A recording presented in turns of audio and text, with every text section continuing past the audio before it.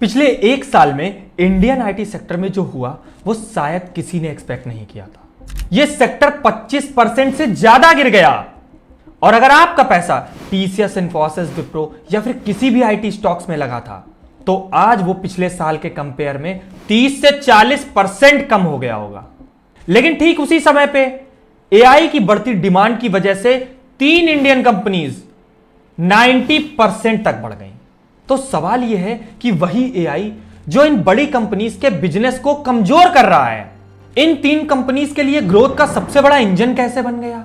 और इसका जवाब वहां नहीं है जहां आप ढूंढ रहे हो, क्योंकि आज इंडिया की हर आईटी कंपनी एआई की बात कर रही है।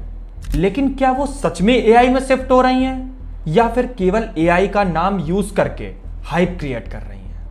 तो आज हम इसी फर्क को समझेंगे और इसे समझे बिना आपका पैसा एआई में इन्वेस्ट होना इम्पॉसिबल है।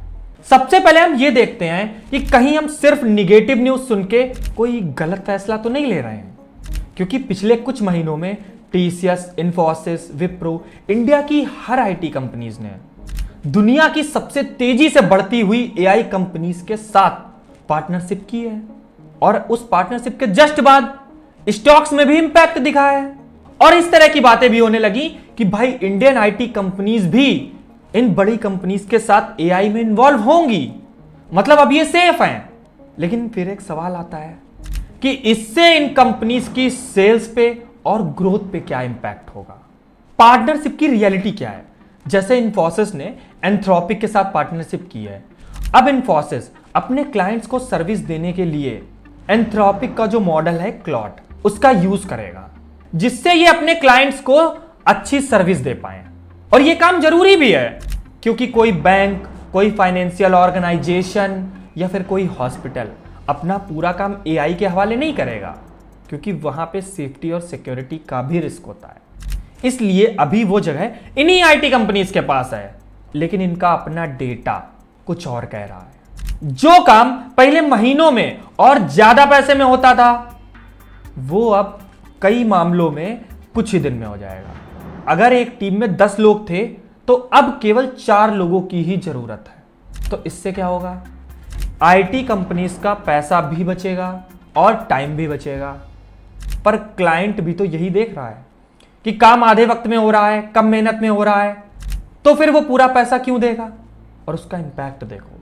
अगर आपने 2021 में इन्फोसिस खरीदा था तो आपको क्या लगता था कि भाई आईटी है, ग्रोथ फिक्स है, क्योंकि 3-4 साल पहले इन्फोसिस 15% से बढ़ रही थी, लेकिन पिछले साल केवल 3% से, और इस साल 1.5% से 3.5% के बीच। और यह एस्टीमेट मेरा नहीं है, यह इन्फोसिस का खुद का एस्टीमेट है।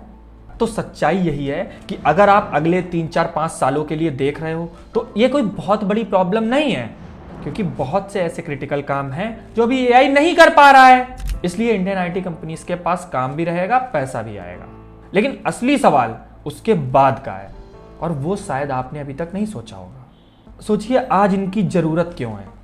क्योंकि एआई को यूज करना अभी उतना आसान नहीं है, और सेफ्टी और सिक्योरिटी का रिस्क भी है।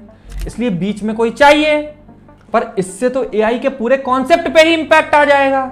एआई बनाया ही इसीलिए जा रहा है कि सारा काम खुद से हो जाए, और जिस स्पीड से एआई का यूज और उसके यूज केसेस बढ़ रहे हैं, आने वाले टाइम में एआई पहले से कहीं ज्यादा काम खुद से करने लगेगा और बीच वाले की जरूरत धीरे धीरे कम होती जाएगी।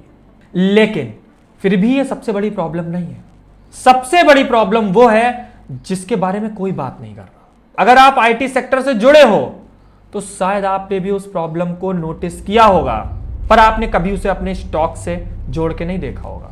पिछले कुछ सालों में गूगल, ओरेकल, वॉलमार्ट, इन जैसी बड़ी फॉरेन कंपनीज इंडिया में खुद के ऑफिसेज ओपन कर रही हैं। अगर आपका कोई दोस्त आईटी में होगा तो हो सकता है कि वो ज्यादा सैलरी के लिए जीसीसी में चला गया हो। आपने सोचा होगा भाई अच्छी बात है, लेकिन इससे इंडियन आईटी सेक्टर पे क्या इंपैक्ट हो रहा है, आपने वो नहीं देखा होगा। एक फॉरेन कंपनी अगर उसे टेक्नोलॉजी से रिलेटेड कोई काम कराना है तो वो काम वो टीसीएस, इन्फोसिस को देती थी, और अब वो सीधे इंडिया आके खुद के ऑफिसेस खोल रहे हैं, खुद के लोग हायर कर रहे हैं। तो अब वो काम आपको क्यों मिलेगा? और ये कोई छोटी बात नहीं है। आप डेटा देख के शॉक हो जाओगे। आज जैसे 2000 से ज्यादा ऑफिसेज हैं इंडिया में और ये लगातार बढ़ते जा रहे हैं और आज वहां 23 लाख से ज्यादा लोग काम कर रहे हैं।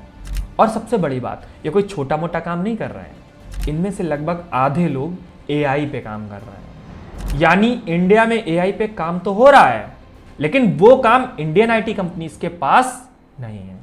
लेकिन फॉरेन कंपनीज के पास एक बड़ी प्रॉब्लम आती है कि वो इंडिया में आए, ऑफिसेज ओपन करें, लोग हायर करें। ये सब इतना आसान नहीं है।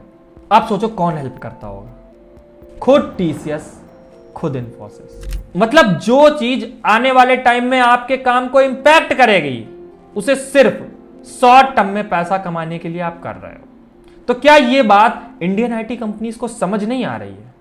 सच यह है कि उनके पास कोई और ऑप्शन नहीं है। अगर ये नहीं करेंगे तो कोई और करेगा। इसलिए समझदारी की बात यही है कि हेल्प कर दो, शॉर्ट टर्म में पैसा भी मिलेगा और कोलैबोरेशन होगा। तो आने वाले टाइम में बड़ी बड़ी डील्स तो नहीं मिलेंगी, लेकिन हां, थोड़ा बहुत काम भी मिलेगा। तो अब आते हैं उस सवाल पे कि अगर एआई का पैसा इन आईटी कंपनीज में नहीं बन रहा है तो फिर इंडिया में कौन बना रहा है?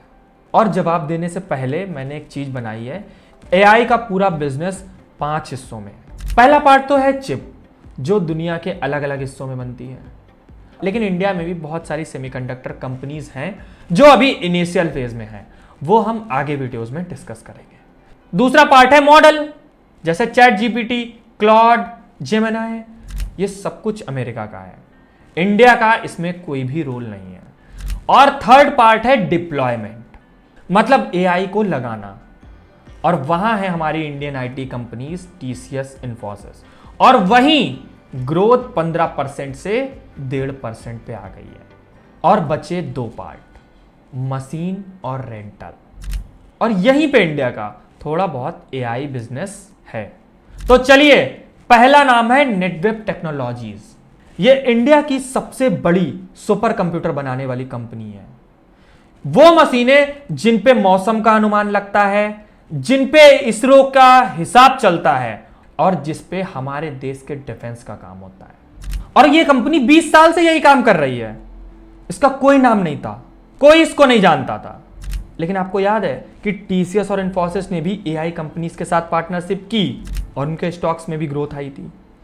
अब आप ये देखो कि नेटवेब ने भी वही किया। नवंबर 2023 में एनवीडिया के साथ पार्टनरशिप की और इनका स्टॉक भी ग्रो हुआ था। लेकिन यहां पे डिफरेंस क्या है? टीसीएस और इन्फोसिस ने पार्टनरशिप की, लेकिन उसके बाद आज टीसीएस और इन्फोसिस की सेल्स का एआई 5% हिस्सा भी नहीं।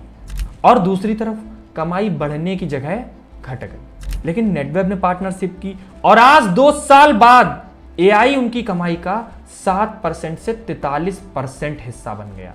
और आज आप एनवीडिया के वेबसाइट पे देखोगे तो आपको दिखेगा कि हमारी मशीनें इंडिया में नेटवेब बनाती है। और अब एक बात, हर आदमी कमेंट में यही बोलेगा कि भाई इनका पी 119 का है, कंपनी बहुत महंगी हो चुकी है।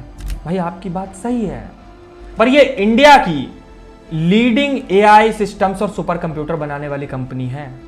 ये सिर्फ एआई का टैग यूज नहीं कर रही है, इसलिए अब ये आपको सस्ती मिलेगी भी नहीं। तो देखना क्या है कि भाई कंपनी में एआई वाला हिस्सा किस स्पीड से बढ़ रहा है और इनकी सेल्स और प्रॉफिट ग्रोथ कैसे हो रही है। तो भाई मशीन तो बन गई, लेकिन उस मशीन का दिल क्या है?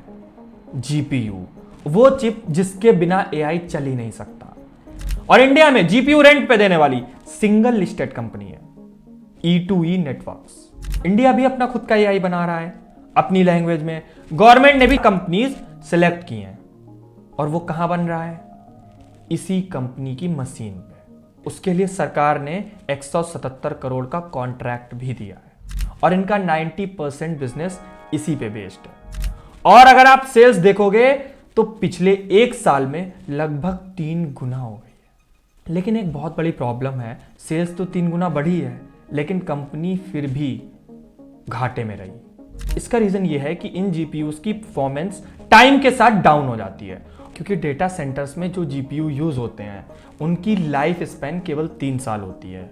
इसलिए जीपीयू रेंटल कंपनीज के लिए यह जरूरी है कि उनकी सेल्स जो उनके जीपीयू में डिप्रिसिएशन हो रहा है, मतलब जो जीपीयू खराब हो रहे हैं, उसके कंपेयर में तेजी से बढ़े हैं।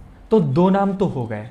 अब तीसरा, मैंने 15 कंपनीज में रिसर्च की थी जिन्हें हर जगह एआई स्टॉक बोला जा रहा था, पर रियलिटी यह है कि उन सब की सेल्स में एआई का पोर्शन 5% से कम है, और वो सारी कंपनी सिर्फ एआई का नाम यूज कर रही है। मैं तीसरा नाम दे सकता था, कोई भी आईटी कंपनी उठा लो, एआई का टैग लगा दो, वीडियो कंप्लीट हो जाएगी, पर आगे जाके आपको ग्रोथ देखने को नहीं मिलती।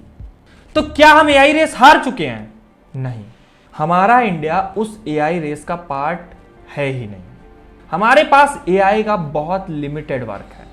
अगर आपको उस बड़े हिस्से में पैसा लगाना है तो आपको इंडिया से बाहर देखना होगा।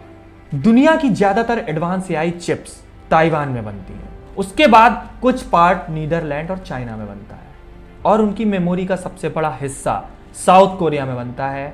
बाकी उसका कुछ पार्ट चाइना, नीदरलैंड, यूएस जैसे कंट्रीज में बनता है। पर वहां आप कैसे इन्वेस्ट कर सकते हो? कौन से ईटीएफ हैं जो वहां इन्वेस्ट करने के लिए बेस्ट हैं? ये हम देखेंगे अगली वीडियो में।